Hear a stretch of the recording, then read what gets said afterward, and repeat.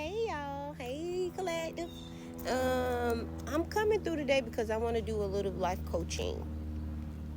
No tarot cards, none of that shit that y'all afraid of. But nah, seriously, I wanted to talk about the dark night of the soul and what it takes to grow from within.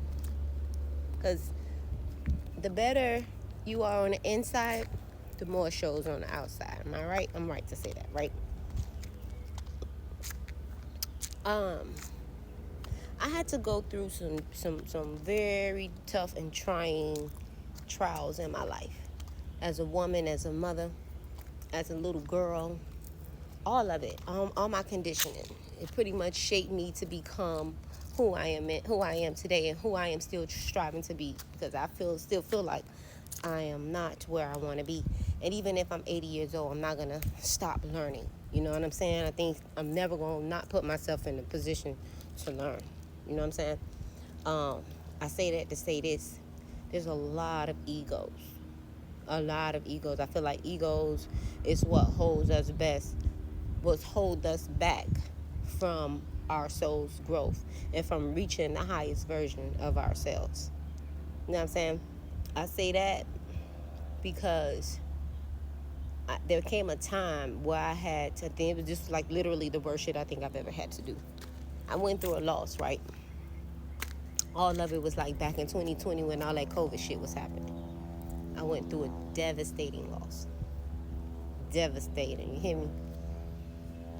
And I was questioning God. Like, God, why are you taking everything from me? I mean, it crushed me, right? So, in going through that, I just felt like, and it's deeper than that. I don't think I have enough time to tell y'all here. But tap in, I'm pretty sure you'll understand my journey and my story.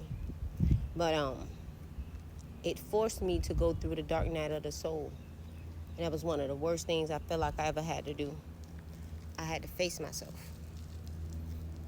Have you ever had to turn around and face yourself? Face all the shit that you've put yourself through? How you was the weapon that formed against your own life that kept you stuck? I had to go through that. When I turned around and finally faced myself, I was disgusted. Just being real. I was disgusted. Like, damn, that's how you showing up? You feel me? Is that who you really are? I ain't have to have, I didn't ever give a fuck about nobody telling me who I am. But when you're finally ready to face yourself and see where you are, where your blockages are that's keeping you from being who you ultimately want to be. Some people, and you can, let me tell you something. Success is not measured by, or becoming your highest self is not only measured by you going to school and getting a full-on degree, right? By you being rich. Some of the richest people are some of the loneliest people. Some of the most educated people are the most misunderstood people. You understand? Your value shouldn't be held in material. I got this more than you, and I got that more than you, and all that. No. I purposely had to have an ego death. I had to have an ego death. I had to turn around and face myself. And that nigga that I thought I wasn't that. That was not that. And this is when I felt like I had everything materially going on for myself. I had my own car, I had my own house, my kids was good, they was thriving. I had, I had everything. You know what I mean? But I lost something. I missed something.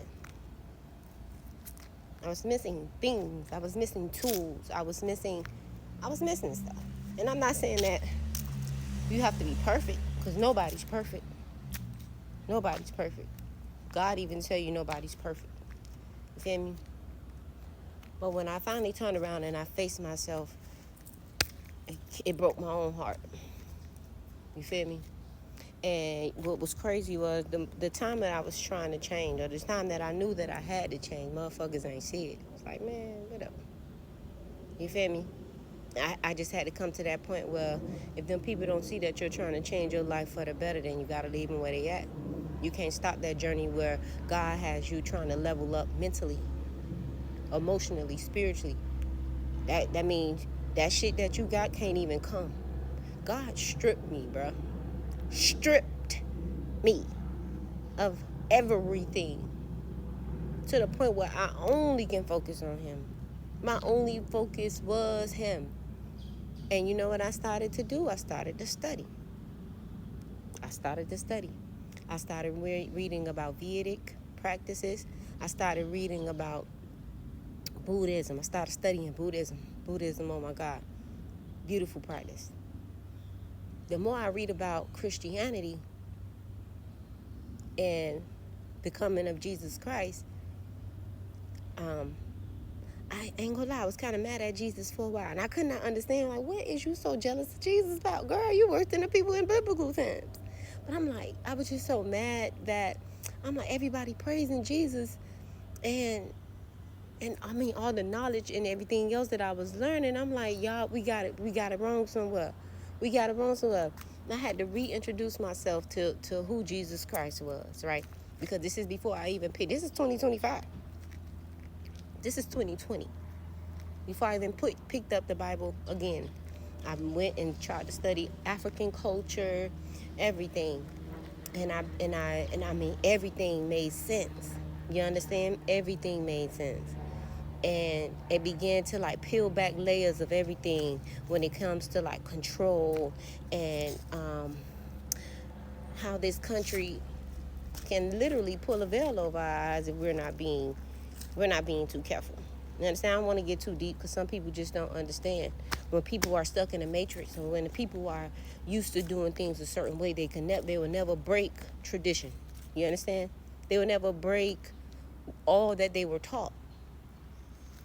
You know what I'm saying? So it's not my job to break that for you. It's your job to continue to do the work. And what's crazy is people all of us are conditioned, right? We are all conditioned. So we are only going by the things that our forefathers taught us. What his dad taught to him, what her mom taught to her, and so on and so on. You feel me? It is literally a pattern of what we have, of what we believe to be our purpose for here on earth, how we supposed to treat each other and everything, right? I don't necessarily believe in the church anymore. Now that when I say that, people would think, they hear me saying that I don't believe in God. Understand me. I am a chosen one. There's nobody greater than a maker and a creator, and that is the Most High God. I do believe in God. I just want to get that clear. There is somebody. How you doing, Miss Aunt Marie? How you doing? I'm okay. Nice to see you. There is a creator. You know what I'm saying? It's just the politics when it comes around religion and how religion was used to control. And that kind of put me on my own journey, like, nah, since y'all ain't telling me what I feel like I need to hear, let me go ahead and find it out on my own. So I began to follow this rabbit down the hole. The rabbit down the hole just introduced me to so much more. Well, my thing with Christians and Christianity is y'all feel like God is just for y'all. If God is the maker of all things, everything we touch, taste, feel, everything in this 3D realm, how could you only feel like God is just for you and your religion, or your body of makeup? God is for everything and everybody. And just like you're conditioned to a way of life or religion, so are other people. They were conditioned to something else. Does it mean that God for them is fake? So I don't know. That just kind of put me on a whole journey of rediscovery, and I am still rediscovering who I am. So I don't care about going out. I don't care about being seen. I don't care about winning popularity. I care about having a good soul and being one with my higher self. So anyway, maybe there'll be a part 2. Maybe it won't. But tap in. Thank you so much for the views. And I love you guys. I'm pretty sure. Follow my YouTube channel, too, for more videos like this if y'all like it, okay? Raw Earth, because I am an Grand Earth trine. Capricorn, Taurus, and a Virgo. Holla!